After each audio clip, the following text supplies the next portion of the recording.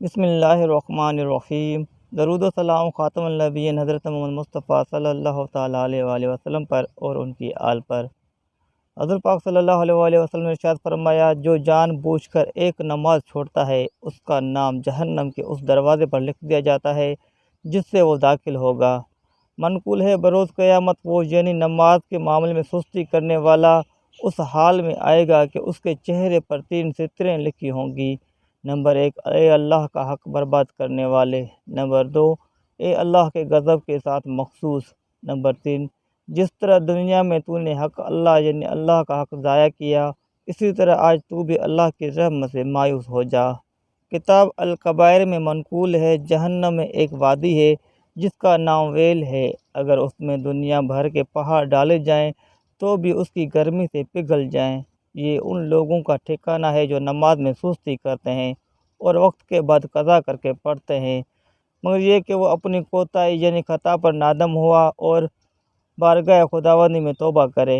اللہ پاک نے نبی حضرت سیدنا داؤد علیہ السلام کی طرف وحی فرمائی، اے داؤد، بنی اسرائیل سے کہو، جس نے ایک بھی نماز چھوڑی وہ مجھ سے قیامت کے دن اس حال میں ملے گا کہ میں اس پر غضب فرماؤں گا۔ حضرت سیدنا ابن عباس رضی اللہ تعالیٰ عنہما ارشاد فرماتے ہیں، جہنم میں ویل نامی خوفناک وادی ہے جس کی گرمی سے خود جہنم بھی پناہ مانگتا ہے، اور یہ اس شخص کا ٹھکانہ ہے جو نماز کا وقت گزار کر پڑھتا ہے۔ ترجمہ، اور ان نمازیوں کے لیے خرابی ہے جو اپنی نماز سے بھولے بیٹھے ہیں۔ سورۃ المعون آیت نمبر 5 سے 6۔ نمازی کی سزا کے بارے میں احادیث مبارکہ۔ نمبر 1، حضور اکرم صلی اللہ تعالیٰ علیہ وآلہ وسلم کا فرمان ہے، مسلمان اور کافر کے درمیان نماز کو چھوڑنے کا فرق ہے۔ نبی کریم صلی اللہ علیہ وآلہ وسلم کا فرمان عبرت نشان ہے، جو نماز کے معاملے میں سستی کرے گا اللہ عز و جل اسے 15 سزائیں دے گا۔ ان میں سے 6 دنیا میں، 3 موت کے وقت، 3 قبر میں اور 3 قبر سے نکلنے کے بعد ہوں گی۔ دنیا کی 6 سزائیں یہ ہیں، نمبر 1، اللہ عز و جل اس کی عمر سے برکت ختم کر دے گا۔ نمبر 2، اللہ عز و جل اس کے چہرے سے نیک لوگوں کی علامت مٹا دے گا۔ نمبر 3، اللہ عز و جل اس کے کسی عمل پر اجر و ثواب نہ دے گا۔ نمبر 4، اس کی کوئی دعا حق تعالیٰ آسمان تک بلند نہ ہونے دے گا۔ نمبر 5، دنیا میں مخلوق اس سے نفرت کرے گی۔ اور نمبر 6، نیک لوگوں کی دعا میں اس کا کوئی حصہ نہ ہوگا۔ موت کے وقت کی 3 سزائیں یہ ہے، نمبر 1، ذلیل ہو کر مرے گا۔ نمبر 2، بھوکا مرے گا۔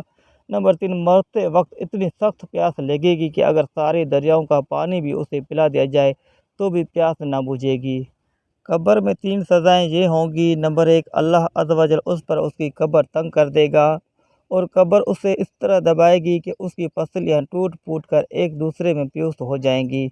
نمبر 2، اس کی قبر میں آگ بھڑکا دی جائے گی جس سے انگاروں میں وہ دن رات الٹ پلٹ ہوتا رہے گا۔ نمبر 3، اس پر ایک اژدہا مسلط کر دیا جائے گا جس کا نام الشجاع القرع یعنی گنجا سانپ ہے۔ اس سانپ کی آنکھیں آگ کی اور ناخن لوہے کے ہوں گے، ہر ناخن کی لمبائی 1 دن کی مسافت کے برابر ہوگی۔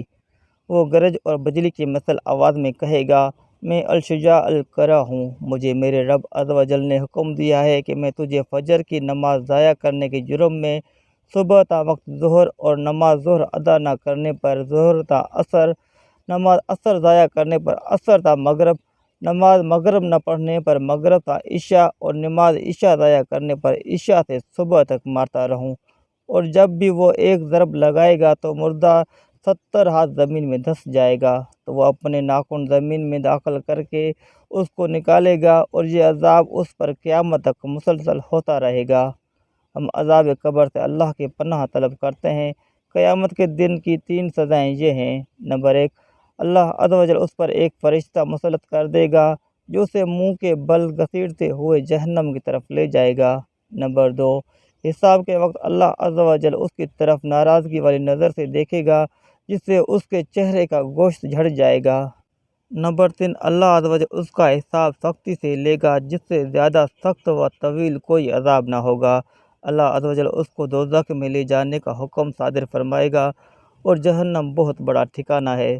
رسول اکرم صلی اللہ تعالیٰ علیہ وآلہ وسلم کا فرمان عبرت نشان ہے، جب کوئی قصداً ایک فرض نماز چھوڑ دیتا ہے تو اس کا نام جہنم کے دروازے پر لکھ دیا جاتا ہے کہ فلاں کا جہنم میں داخلہ لازم ہو گیا۔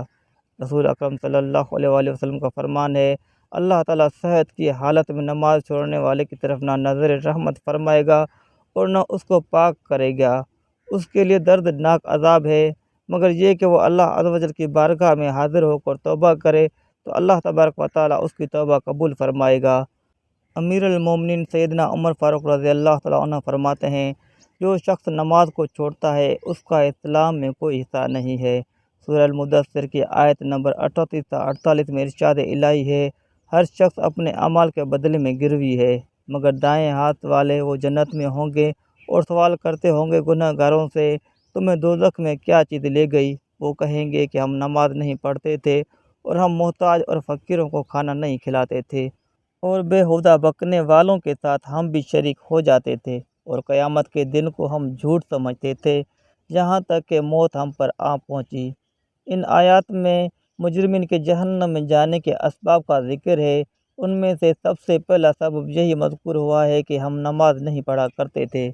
گویا یہاں بے نمازی کا انجام بتایا گیا ہے، جبکہ سورۃ المرسلات میں فرمایا، تم دنیا میں کچھ کھا پی لو اور تھوڑا سا مزہ اٹھا لو، تم مجرم و گنہگار گار ہو، اس دن جھٹلانے والوں کے لیے سخت ہلاکت ہے۔ اگلی آیت میں فرمایا گیا ہے، اور جب ان سے کہا جاتا ہے کہ نماز کے لیے جھکو تو نہیں جھکتے، یعنی نماز نہیں پڑھتے۔